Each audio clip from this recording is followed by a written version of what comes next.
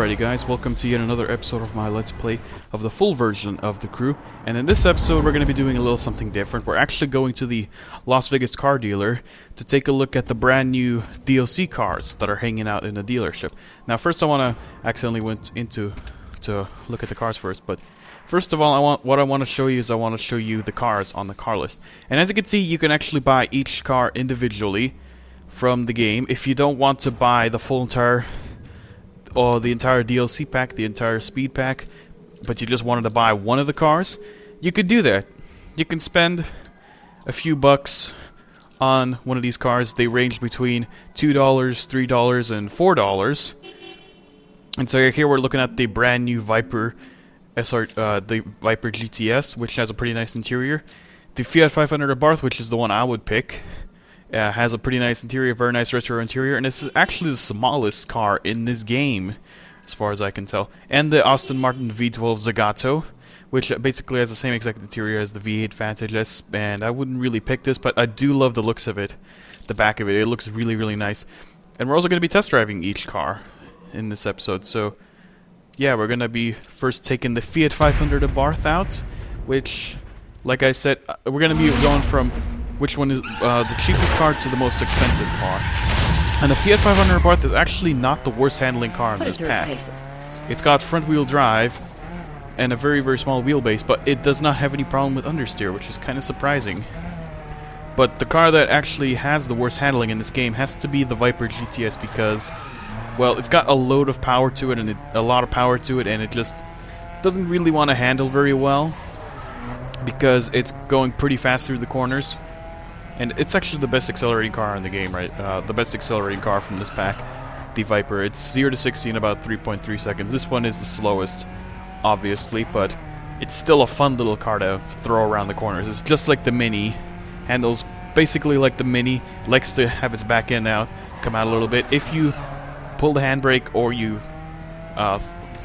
throw through a corner a little bit too hard, but even so, if you just drive it normally, it will grip. It will be surprisingly very grippy. And actually, if you look back, like you just saw a second ago, you will see the back seats.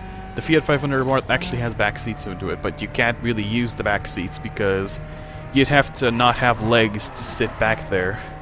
So yeah, I'm going to be doing 2 laps with these cars. Just first lap, and then I'm going to do a flying lap as well, just to see exactly how fast it is. Just as fast as I could do it. Now with the Viper, it actually took me 2 tries to get it around this track without having, basically having a perfect run. But even so, it was pretty difficult to drive it after I got used to it. So the Viper, yeah, the Viper is definitely the hardest car to drive in this game, in this pack, and that's kind of appropriate since the pack is called the Extreme Pack after all. So yeah, because the Viper is a pretty extreme car in real life. Even though it has traction control, it's got a lot of power. It's a pretty light car, and yeah, it's a very drifty car as well. So yeah, and of course I wouldn't buy the Viper because the fact that there's already a Viper in this game. I like the older generation Vipers a bit better. The newer generation Vipers are cool. I just like the looks at the shapes and stuff of them, the tail lights, the headlights and stuff. I just love those, but everything else I don't really like. And now we're gonna abort this right now, and we're gonna go to the Viper next. So yeah, just jump into the dealer real fast. There's that beauty, and here's the Viper. It comes in black, actually, stock when you buy it. In fact, when I actually was playing with TGN Transporter, which is Transporter Gaming on YouTube, I actually met up with him in the game when he was testing out the Viper SRT10 when it came out in the season pack a week ago, and he painted his blue with white stripes, so I'm like, dang, that is cool. I mean, I definitely like the Viper with blue with white stripes, just like iTrain does. It just suits the Viper very much. And as you can see, the Viper is a very, very drifty car, which is kind of to be expected because it's a rear-wheel drive car with 646 horsepower. It actually has approximately 650 horsepower and 600 foot-pounds of torque, which is quite surprising because this is not a diesel-powered car. Because the diesel-powered cars would have approximately the same amount of torque in this game as horsepower.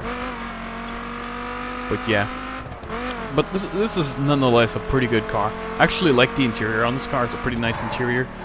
Very, very nice interior overall. I just like the digital gauge in the middle stack, in the middle of the what should you call it? I don't know what you'd call it, but yeah, I like the RPM gauge. It's digital, but it doesn't have the little Viper logo in the middle and stuff. And it also has the analog gauge to the right, which you saw when I was demoing the car. For some reason, I didn't go into interior review with this car because I thought I would fail with this car. And so yeah, because it's a pretty difficult car to drive. The Aston Martin, I did go into interior review with. One thing I wish they didn't have on these cars in this game and the Crew is the daytime running lights on the cars, because the Viper has the daytime running lights, the little border of lights underneath the headlights, and it just looks mean with the daytime running lights on. The tail lights, like I said, tail lights look nice. They're very nice shape. The shape overall on the Viper is very nice. I do like it, but I honestly prefer the older variant of the Viper because older cars are usually more interesting. This one does have traction control on it in real life, so it's a bit more realistic in this game to drive it with full assistance steering. So yeah. And now we're looking at the Aston Martin V12 Zagato, which is a pretty nice car. I don't like the interior very much because it basically looks like a recycled variant from the Aston Martin V8 Vantage S that's already in this game. And the engine sound is... this basically sounds like a blender. So yeah. I hope they fix that, because also, I've seen in a picture, a teaser picture of the Crew, that the Aston Martin DBS was supposed to be in this game. Well, as far as we know, it was supposed to be in this game because they had a picture of it in a screenshot, which I will probably link in below in the description. And it is indeed a DBS. I did look around on the internet, and it was a DBS, definitely. Didn't look anything like a V8 Vantage S. But yeah. I mean, if they add the DBS, they better not have it as a DLC car in this game, because it was in a screenshot when the game was basically an idea back when, yeah, basically what I'm trying to say is, it should be in the game at launch, but it's not here yet for some reason. I don't know, but either way, we still have another Aston Martin in this game. But yeah, the Aston Martin V12 Zagato actually has some very nice tail lights on the back. I do like it. The design is very good. The small little spoiler on the back is nice. The front looks nice. It kind of looks like a V12 Vantage S, which this basically is a V12 Vantage S, but it's more aggressive. This is a more aggressive car. More like a GT car for the road. But yeah, if I were to buy any of these, at least one of these cars from the DLC, from the Extreme DLC pack, just individually, one car, I'd go with the Fiat 500 Abarth because I like hot hatchbacks. These cars are just... the other cars are just... I don't really want them because we already have cars like those. And I know you're probably saying, oh, they have the Mini Cooper, why don't you like that? Well, because it's a Mini. You gotta love a Mini. And so yeah, we're basically done with this, with the test drive of this car. And if you guys enjoyed this video, give the video a like, and tell me which car you would like to get in the DLC pack. So yeah, that's it for this episode. Hope you guys enjoyed, and I will see you guys in the next one. Goodbye.